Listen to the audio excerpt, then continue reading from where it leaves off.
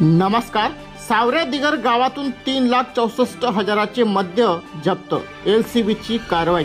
दारूबंदी अधिकाऱ्यांचे मात्र दुर्लक्ष। खेडदिगर सीमा तपासणी नाका ठरतो आहे शोपीस।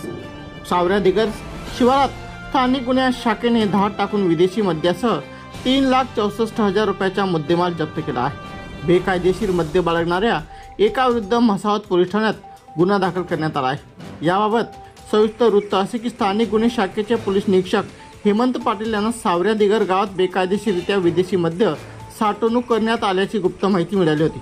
पोलीस निरीक्षक हेमंत पाटील यांनी आपल्या पथकाला सूचना देत कारवाईसाठी पाठवले। स्थानिक गुन्हे शाखेचे पथक म्हसावत पोलीस स्टेशनच्या मदतीने सावऱ्या दिगर येथील इलापसिंग पावरा यांच्या घराजवळ झोपडीत धाड टाकली।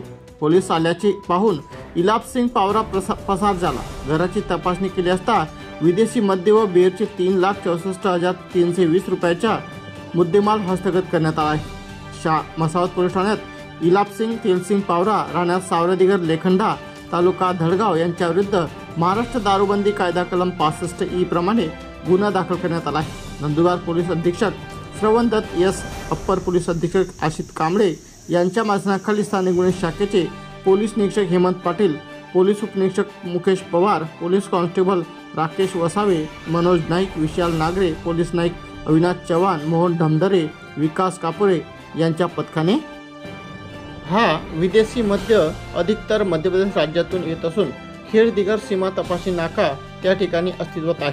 परंतु त्या ठिकाणी कोणीही अधिकारी गाडी तपासणी करत नसून बिनधास्तपणे या गाड्यांना अभय देण्याचे काम या ठिकाणी सुरू आहे। म्हणून नंदुरबार दारूबंदी अधिकाऱ्यांचे याकडे दुर्लक्ष होत आहे। सातपुडा न्यूजसाठी नितीन सावळे, शहादा।